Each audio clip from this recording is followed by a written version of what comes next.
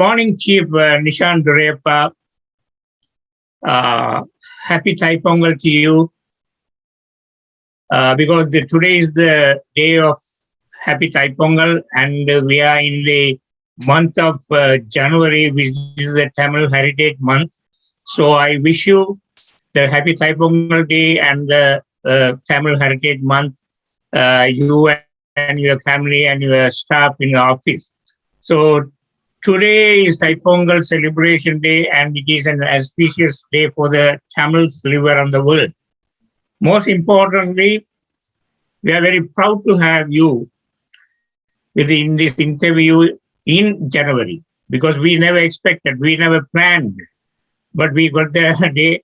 So thank you for that. Which is being the Tamil Heritage Month being proclaimed by 3 levels of governments in Canada. Tamil Heritage Month is celebrated in January to increase awareness and appreciation for all achievements and contributions of the Tamil people. So I therefore feel very with happiness and gifted to meet you, because you are one of the few Tamil Canadians who had highly achieved and contributed and still continues to contribute. So thank you, Chief Udayan and Nanban team with my staff. I'm very glad to invite you for the interview, and I'm very anxious to listen to your words. And so if you want to say anything, then go ahead, then we'll go for the question. Okay. Well, thank you very much, Logan, and happy Thai Pongal. And I know we have the privilege of being with you as as my family, as my Tamil family, to celebrate Tamil Heritage Month. And it's a real honor on behalf of our community for me to be able to speak with you today, and also just to celebrate all the accomplishments of our community in this great country. So thank you, sir. Thank you. Yeah, Chief. Because in Sri Lanka, you are born Tamil, and then you became Tamil Canadian, and now as a chief of a region, you are serving the whole Canadians, whole ethnic communities, even the natives, all the people we are serving. So without the proper foundation, at the childhood, a person cannot achieve like you. Actually, he or she must have something special at the beginning, maybe in grade 1 or kindergarten. So tell me about your childhood and high school days. Yeah, thank you so much, Logan. And I'm very thankful to have been, as you said, born in Sri Lanka. Amma and Appa, really the credit goes to them for obviously making a big sacrifice to leave our home to come here to Canada. And when I reflect back, Logan, on what has been impactful, the 2 golden threads that I have experienced as a young person are the same ones that drive me now, and are the same ones I share with people now. But when we immigrated, as always, we came at the time, we could only bring the assets that we could carry in our suitcase, nothing else, and lived with aunties and uncles all in one house until Amma got a job here on the west end of Toronto. And we, I went to school. Of course, Amma and Appa, Amma said, Nishan, you need to become an accountant, doctor, professional engineer, something that exceeded the sacrifice of coming here. Never would they have thought I would have selected policing. But what happened, Logan, is when I was in school, in high school, I was an average student. I played soccer, martial arts, maybe swimming, an average student. And I never really thought what I was going to do was going to be policing, until one of my school teachers said, Nishan, would you be interested in doing a summer program with the local police? And I thought, oh, my friends, they may be working at a restaurant, or they may be, doing all sorts of jobs. This sounds very interesting. Yeah. So when I went and did that, what I first discovered was not only is it very exciting and interesting, and much different than what policing is in many other countries, but I discovered the people behind the uniforms are also community members, their coaches, their mothers, fathers, brothers, sisters of all different backgrounds. And they showed me the value of relationship and how connecting with people is equally as important as what you do for a living. And so that really struck me as very interesting. And what they did was, as I finished university, they stayed in touch with me. I know Amma made string hoppers, kotaroti and chicken, and we brought it into the police station on Christmas to give to the officers. I did things like that to maintain as a teenager and as a young adult. And then when I finished university, Amma went to Vancouver on a trip to see her brother. And I got a phone call at home from the police recruiting, and they said, Nishan, by our calculation, you're now finishing university. Would you be interested in applying? And I said, yeah, you know what, I'll apply. So by the time Mom had come back, they had already scheduled one interview for me. And she was thoroughly upset, and saying, Nishan, you're going to become an engineer or do something different. Don't do policing. And so can I tell you, Logan, what happened is, as I was successful in entering the police department, and as she began to see the value and the honorable nature of policing here in Canada and all the opportunities that it could provide, she became one of the biggest supporters. And then my family also became the biggest supporters. And what I recognized was that two things is that we need to sometimes step out of your comfort zone into something that perhaps, our parents might not have wanted me to do, and be bold at times where it matters the most. And secondly, to focus on the value of relationships. Now, just to fast forward, as you know, 2 years ago, I became the chief of police here in Peel Region. The same teacher that recommended me to do that summer program, he came to my official swearing-in ceremony, and he, to this day, continues to be, somebody I know closely in the community. And so when I talk to people, these big things have been very good, is to be bold, do things that are not normal, and focus on relationships. Yeah. Thank you. It's very interesting and amazing. Tell your mother, Amma, that you are an engineer now because you are doing engineering changes in the society. It's also an engineering, it's a tool. You are using a tool. A person who uses the tool, any tool, is an engineer. So you are a society engineer, not mechanical or electrical. Right. Thank you. So I have so many questions to ask about the career, very interesting, and your family, Mappa, and maybe in one day, maybe in a personal meeting, we can chat about that. And so my first question is, being a member of an ethnic community while holding a challenging and nearly top position in a regional police service, can you please share your challenges you have been facing? Yes. I've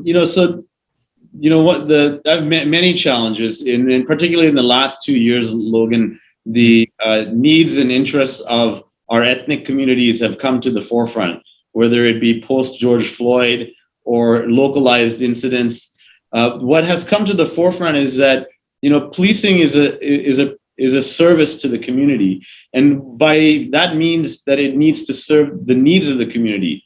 And we, in my role, have to be very informed by those who we serve, which means that there are so many. We're here in Peel Region as 1.5 million people. 70% of the population is ethnically diverse. Of that, 58% are South Asian. But we have the Chinese community, the Black community, Arab and Muslim community. We have faith communities. We have indigenous communities. Everybody has a story and a plight. The challenge is how to serve everybody equitably and listen to everybody, but still ensure public safety. That is a very challenging one to do. And especially people look at me and see an immigrant, a racialized minority, also in a role of leadership. And they expect me also to understand their plight. And so what I tell people is that, first of all, I'm a police officer first, and my life experience, being born in Sri Lanka, my journey here is there to inform me to better serve the public. So that is a challenge also, because I have 3,500 members that I have to, on a day-to-day basis, to serve. So that is a big one. The second one is now, Logan, there's a real awareness that the issues that police officers face on a day-to-day basis, 80% of what my officers do on a day-to-day basis is not criminal, non-criminal. We are seeing mental health, addiction, homelessness, food insecurity, seniors isolation, youth-related issues, and so it is far more complex. And so my role, and I thank you for using the analogy of being a systems engineer, is I see myself as a systems navigator to bring other health, education, local politicians,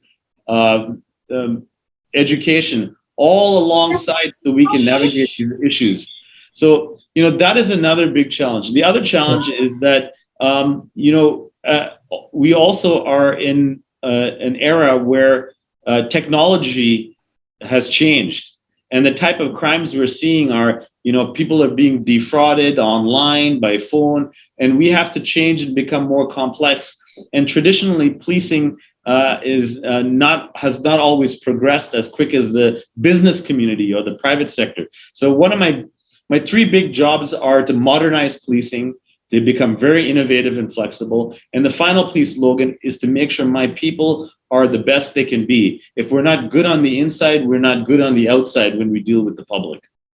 Yeah, you need more training, not you, your staff, and your team. Yeah, so it's very challenging. We understand. Tell me, what is your advice to motivate the youth from the ethnic communities in your region or in Canada to join the police force in Canada? Yeah, thank you, Logan. That's a great question. And I have some very key points that I'd like to highlight. As I've always said, is relationships are number one. These are my points of reflection. They help for finding opportunities, to supporting each other. But the challenge for people as they embark on their careers, for young people, is to maintain these relationships and at the same time seek new ones, because they propel each other to success. There's a term by an author named Robert Ingersoll, Logan, and he says we rise by lifting others. Yeah. So we can see further because we stand on the shoulders of other people. So the value of focusing on relationships make us stronger, and we get strengthened by our peers, our colleagues, our families, and finding people of the same attitude. But I also caution people, you can also suffer from somebody else's misery. So, you need to also make sure that you're with positive people and you develop allies. The next point, Logan, I want to focus on is that the road to success is not always clear.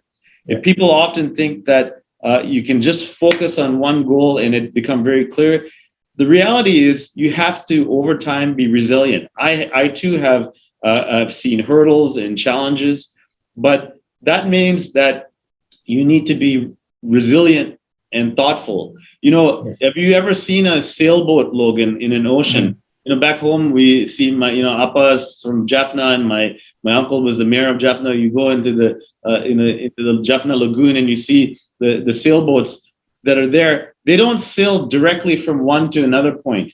They do what a thing is called, they tack the sails. They zigzag to get to the destination. That is the analogy for life moving forward. You cannot go straight all the time like a motorboat. When the motorboat goes, it creates a waves and a wake and it disrupts things. So that is the next one. The road to success is not always clear, but you have to be focused on where you're going. The other point for young people, I would encourage them is to always take responsibility for your outcomes.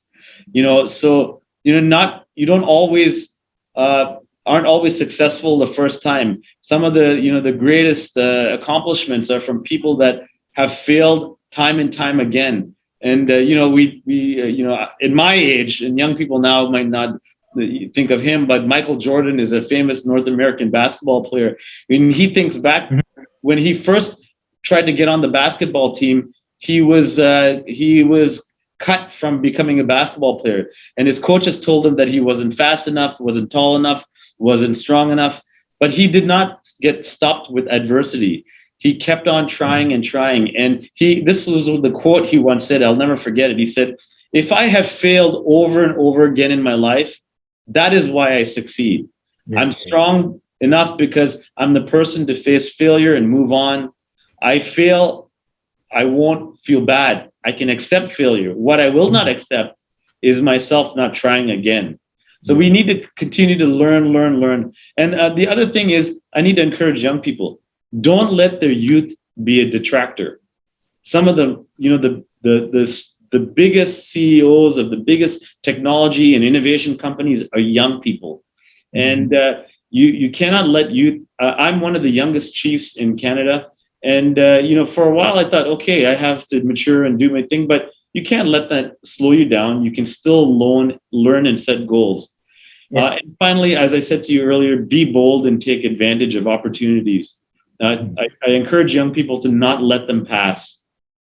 There's a concept, Logan, it's the concept of relentless instrumentalism, and where you continue to improve, continue to learn, and don't let opportunities let you pass. See each one as an opportunity. And of course, always, we are a community that supports and loves each other and believes that family is number one. I would not be in my position if it wasn't for my family. Being close and staying committed to family, friends, and your community is also number one. Yeah.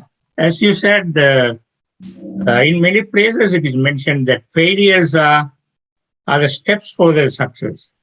Yes. Yeah, it's going to be used as steps to use to win. Thank you. It's a very good advice for the youths, specifically for Tamil youths and Tamil parents who will be watching this interview. So my other question, Chief, what do you want to say to our society in whole to be how we can see a crime-free society around us? Yes.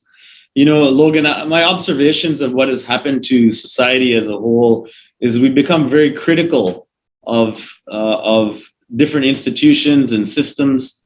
And it's very easy for us to pass judgment on failures of other people or that we're dependent on. Now, I'm not suggesting that we shouldn't accept. We all desire a better society, but I think we all have a role to contribute to the solution versus contributing to criticism. And if you look at our Tamil community, we are one of the strongest and most resilient that I've ever seen.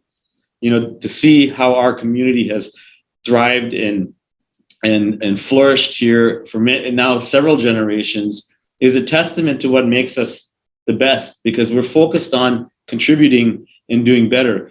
So, I also want to say that, for the parents of the next generation or grandparents, you need to encourage our young people in this light to also take big steps to contribute to our community. There are many other roles in our society where our Tamil community can really be strengthened in.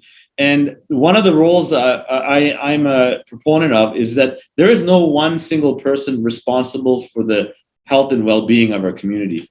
We all have to together, for you as journalists, as Tamil media, radio, television, print, we all have a role to help communicate and strengthen the needs of our community. That is the only way of doing it.